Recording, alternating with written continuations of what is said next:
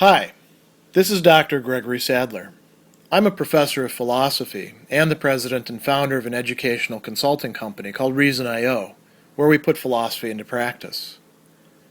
I've studied and taught philosophy for over 20 years, and I find that many people run into difficulties reading classic philosophical texts.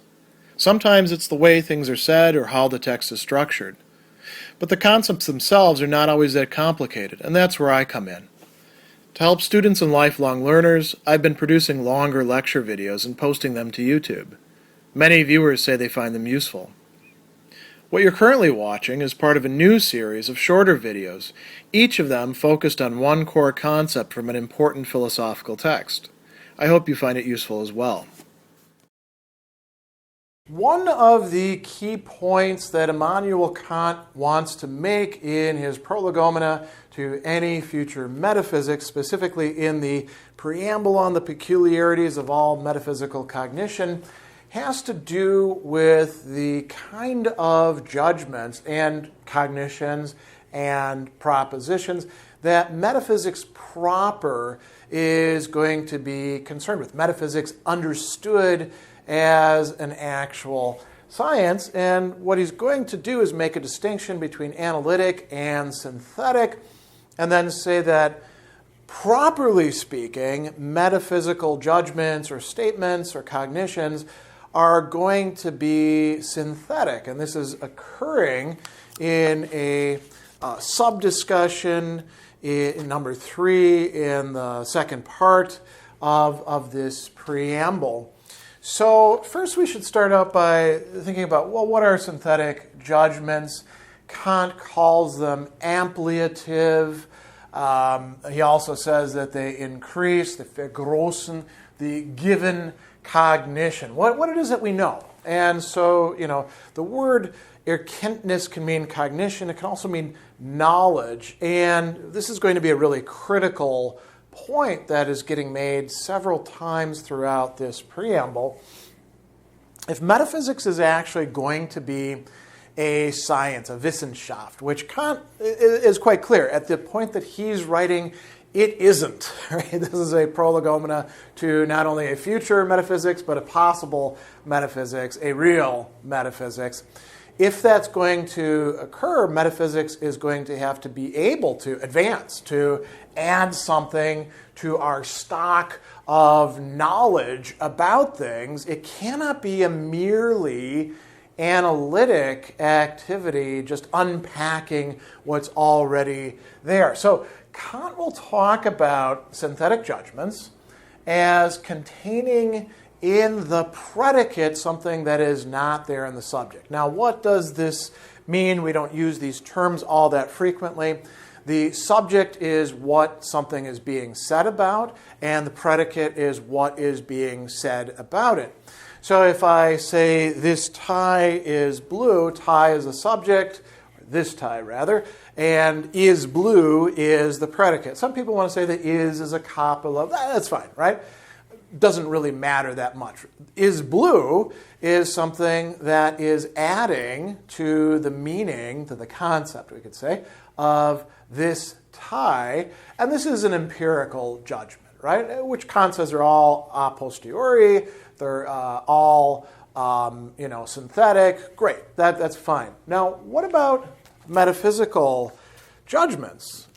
He is going to give us an example of this, actually both analytic and synthetic. So let's look at the one that he says first. All bodies are extended. He says, listen, when I do this, you might not have realized that to be a body means to have extension or to be extended in space, but that's what it means to be a body. So the predicate is extended, is contained in the subject. This is an analytic judgment. We can clarify things, but we're not adding anything new to our stock of knowledge about matters. If we look at another one, some bodies have weight. Okay, this is actually adding something. Now, this is not a metaphysical judgment per se. This is more a judgment in physics, right? Or natural science, however you want to understand it. But it is a great example of a synthetic judgment. Mathematical judgments, in large part, will also be considered to be synthetic as well. But we're going to talk about those separately.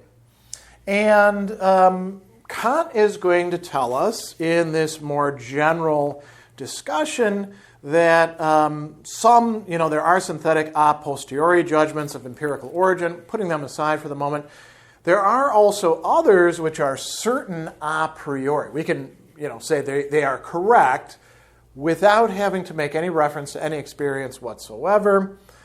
And these spring, he says, from pure understanding and reason, these two absolutely central faculties in Kant's understanding of the human mind, right? Understanding is a lower faculty than reason, but they're both being used in these cases. And he says that where do these actually arise from?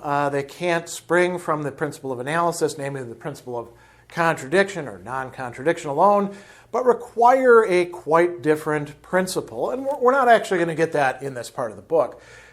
But we do get that we have some synthetic judgments a priori. Now, when he turns to talking about metaphysical judgments, and again, Kant will somewhat interchangeably talk about judgments, propositions, and cognitions. So the metaphysical, let's just say, as such, or the German term here is eigentlich, which is translated as properly so-called, authentically, genuinely, we could say, right? So properly called metaphysical judgments, according to Kant, are in fact all synthetic. What does this mean? Well, not only is the predicate not contained in the subject, but if they're actually correct, we're learning something in the process by forming these judgments, by expressing these judgments. So metaphysics can advance, can make progress as a science, not just by engaging in analysis, but by adding bit by bit by bit to our stock of knowledge of the a priori, things that can be known a priori, synthetically, right?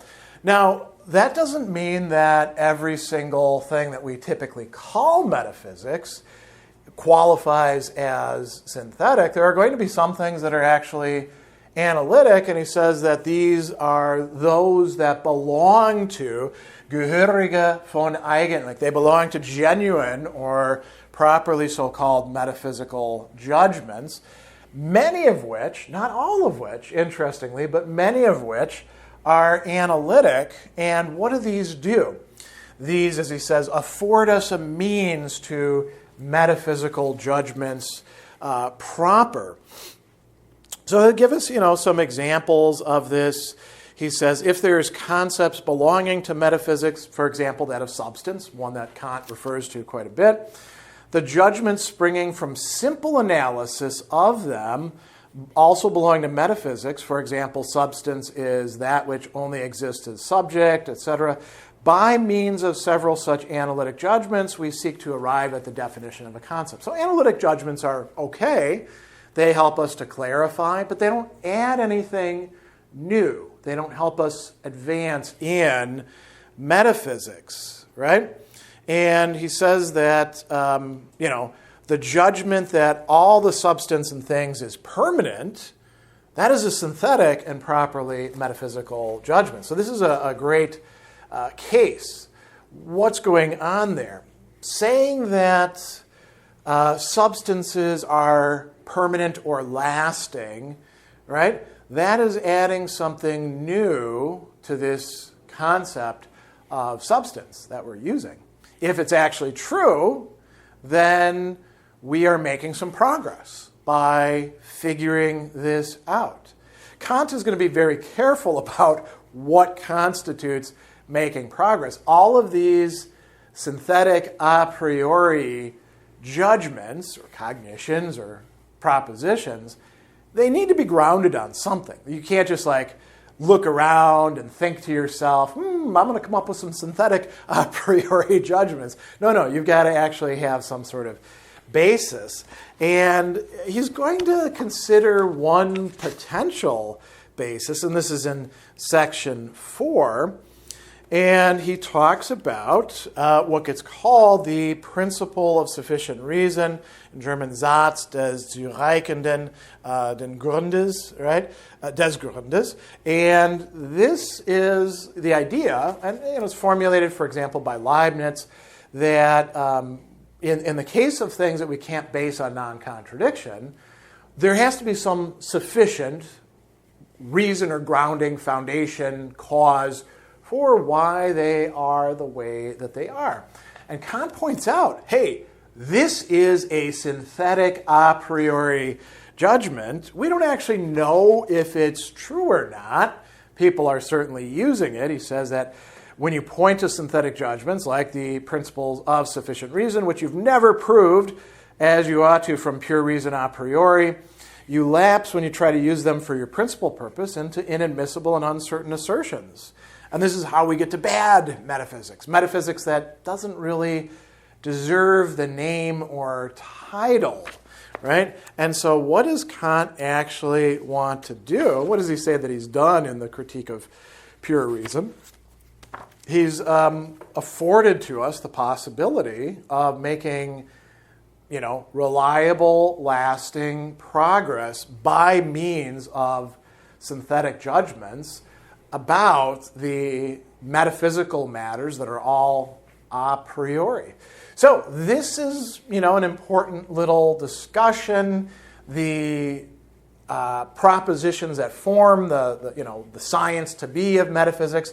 Some of them can be analytic. They're little helpers, but the real core of it is going to be synthetic a priori judgments that constitute the advances in this science of metaphysics.